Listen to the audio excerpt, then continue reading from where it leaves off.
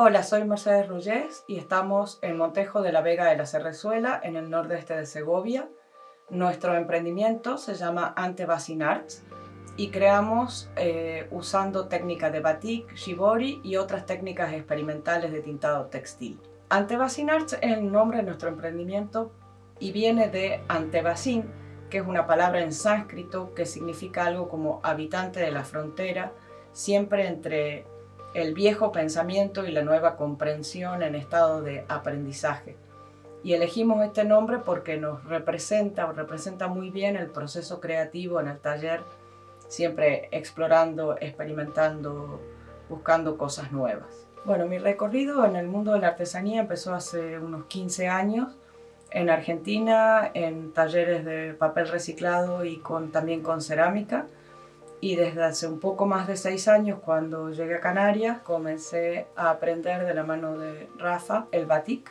Y en principio toda mi formación fue a la antigua, mirar, hacer, equivocarme, y después mi formación anterior, que soy bióloga, me llevó a investigar más, a meterme en toda la parte alquímica, química, física del batik para encontrar aspectos del proceso para hacerlo mejor, como el obtener un fijado totalmente permanente de los tintes, cómo interactuaban los distintos tipos de tinte con las ceras, con los distintos tipos de fibra. Y en ese camino de curiosidad y de investigación, por cuanto curso pude pillar en libros, en internet, en presencial, de la forma que sea, fui haciendo, pero sobre todo mucha experimentación. O sea, hacer, equivocarme, hacer, volver para atrás, volver para adelante, y ese ha sido como todo el recorrido en todas las cosas que hago, en el batik, en el shibori, en el breakdown printing, en el tray dyeing, en el ecoprint y en el tintado con sol.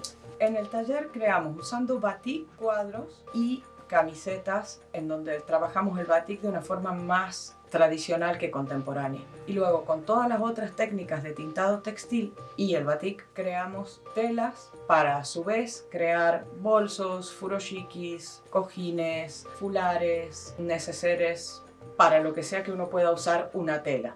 En cuanto a la comercialización de nuestras creaciones, típicamente lo hacíamos a través de ferias artesanas y en tiendas amigas, y con poco énfasis en nuestra tienda online. A partir de la situación que estamos viviendo ahora, hemos puesto más énfasis a la tienda online y a mover las cosas a través de las redes sociales. Para estos días europeos de la artesanía vamos a hablar de una de las formas de tintado que usamos en el taller, que es el batik. El batik es el arte tradicional de estampar y teñir tejidos naturales usando la cera como reserva del color. El batik es una palabra originaria de Indonesia que significa algo como gota de cera o escribir con cera, no tiene una traducción directa. Y es en Indonesia donde el batik es más fuerte y desde ahí se ha expandido hacia todo el mundo, sobre todo a partir del año 2009, cuando fue declarado Patrimonio Cultural Inmaterial de la Humanidad.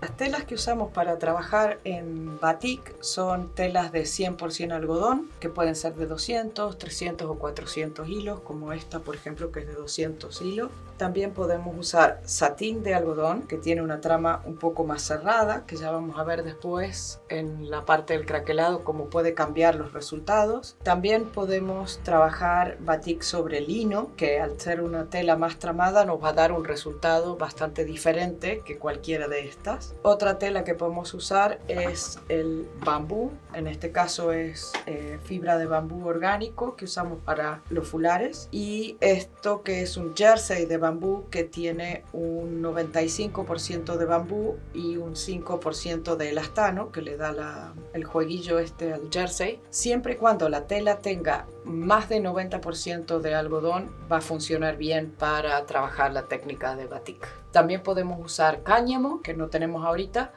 o podemos usar tencel, que es una tela que se produce con fibras a partir del eucalipto. Bueno, para hacer el bloqueo del color o la reserva de color, tradicionalmente se usaba o se usa cera de abeja pura, pero en el batik contemporáneo se usa una mezcla de cera con parafina más o menos al 50 y 50. La cera, al ser mucho más maleable que la parafina, en el momento del craquelado te da unas líneas más gruesas y no tan definidas. Al usar la mezcla de las dos, obtenemos un craquelado mucho más sutil, más líneas más delgadas y con un tipo de tramas mucho más interesante. Entonces, para usar esto, pesamos las proporciones que necesitamos y las ponemos en un caldero para que se fundan las dos. Y entonces aquí tenemos nuestra mezcla de cera y parafina y vamos a cargar el llanting, y con el llanting podemos comenzar a dibujar sobre la tela. La ventaja de este tipo de llanting para esta combinación de cera y parafina es que el cobre se mantiene caliente por más tiempo y nos permite un trabajo de trazos más largos. Para aplicar la cera se usan estas herramientas tradicionales que se llama llanting. También aquí se las conoce como pipeta de batik. En este caso son las herramientas tradicionales de Indonesia, que pueden estar construidas de cobre como estas o de latón. También podemos usar herramientas más modernas, batiks más modernos, como estos que son de bronce, y herramientas que se llaman kiska, que son muy pequeñitas y te permiten lograr unos detalles con la cera súper delicados. Estas herramientas se usan para la fabricación de la pintura de los huevos de Pascua tradicionales de Polonia y esos países. También podemos usar distintos tipos de pinceles, como este pincel japonés o los típicos pinceles normales como para óleos, pero lo importante es que sean de fibras naturales para que no se quemen con la cera. También podemos usar, en realidad estas son las que usamos nosotros y son las herramientas más tradicionales con las que se trabaja el batik, pero también podemos aplicar la cera sobre la tela con esponjas, con otras telas, con papel, con moldes de metal. No hay límite. Cualquier cosa que nos permita trasladar la cera caliente a la tela y que nos vaya a dejar una impresión interesante es válida. Bueno, el primer paso para el batik es estirar la tela sobre un bastidor de madera. Más o menos centramos la tela y la vamos a tensar usando chinchetas. Y ahí ya estaría lista la tela para poder comenzar a trabajar. Bueno, en la siguiente etapa, una vez que tenemos la tela preparada en el bastidor, podemos bocetar el dibujo que queremos hacer usando carboncillo, por ejemplo. Podemos también usar lápiz, más debemos tener cuidado que no sea un lápiz que nos manche la tela. Dependiendo de la complejidad del dibujo que vamos a hacer, vamos a querer tener más o menos detalle en el boceto. Una vez que tenemos el boceto, vamos a decidir si queremos que haya partes que queremos conservar en blanco, que es el color de la tela. Esas partes son las donde primero vamos a aplicar cera. En este caso quiero dejar la parte de arriba del batik blanca y voy a comenzar encerando esta parte. Si quisiera que no haya absolutamente nada de blanco, damos una base de color, esperamos que se seque el tinte y enceramos y ya desaparece el blanco de nuestro trabajo.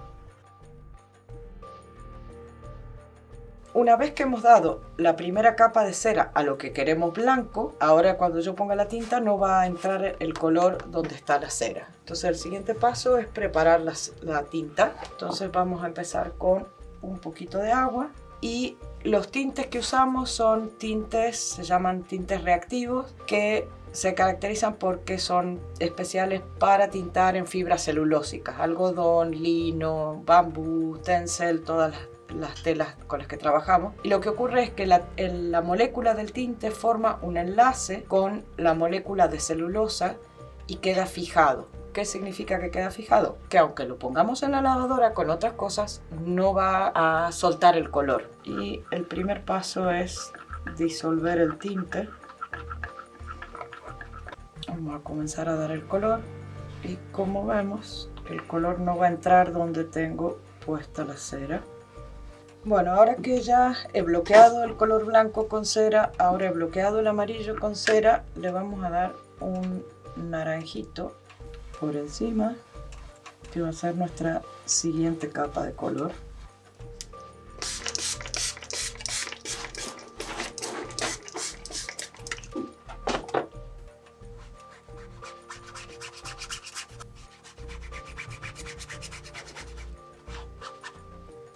Y ya, ahora a secar.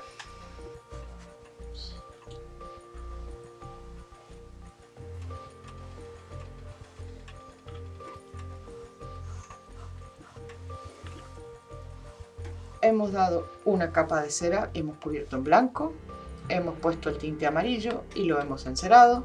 Hemos puesto un color más naranjito claro y lo hemos encerado. Y ahora hemos puesto este ocre y lo vamos a encerar. Y este ya es el último paso para este mini batik.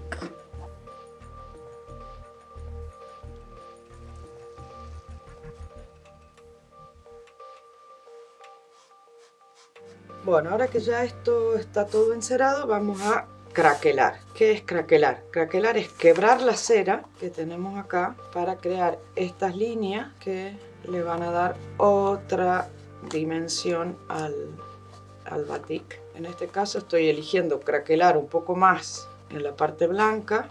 Ahí puedo más o menos decidir la dirección en la que quiero quebrar y la cantidad de quiebres que quiero que tenga. Pero como ven, la cera quiebra donde más le gusta. Ahora ya he quebrado la parte blanca, voy a hacer lo mismo con la parte que tengo en amarillo. Ahora le damos al naranja. En el naranja se ven más cómo se quiebra la cera.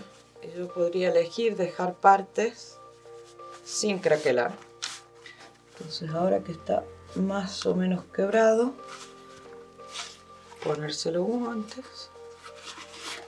Y vamos a llenar estos huecos, tanto los huecos en el quebrado de la cera como estas partes que he dejado sin encerar, con tinta. Entonces vamos a empezar vamos a hacer una mezcla de colores, empezar con un azul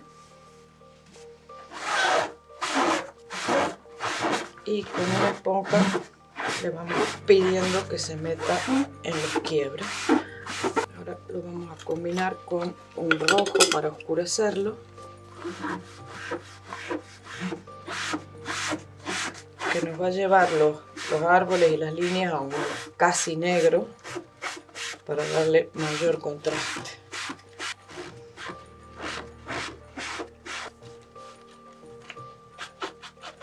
Entonces ahí ya estaría craquelado. Y ahora el siguiente paso es el revelado, es decir, retirar la cera. Bueno, y ahora la etapa casi final, que es quitar la cera. Entonces tenemos una cama de papeles y periódicos, un papelito encima, plancha caliente y harta paciencia para ir derritiendo la cera y que se transfiera al papel y la tela nos quede completamente libre de cera.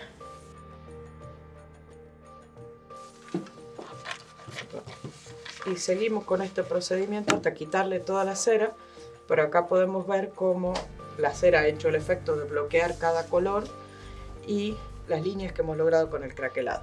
Ahora yo sigo planchando y después lo marcamos.